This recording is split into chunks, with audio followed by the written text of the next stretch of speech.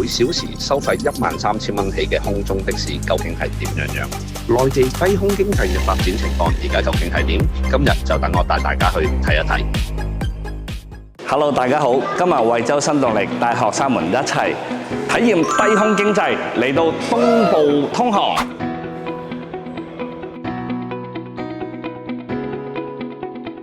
他目前是國內世界上第一個拿到自證。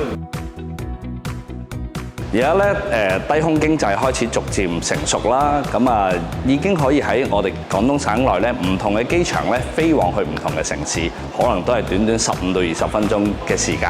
咁啊今日帶學生們咧一齊體驗坐直升機飛上天空。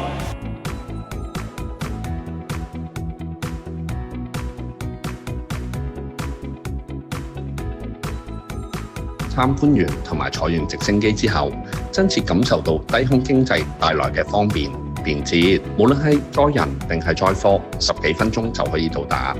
雖然現在嘅低空經濟費用一啲都唔平，但相信科技不斷發展之下，低空經濟會真正實現全民化，讓大家享受到高科技帶來嘅便捷生活。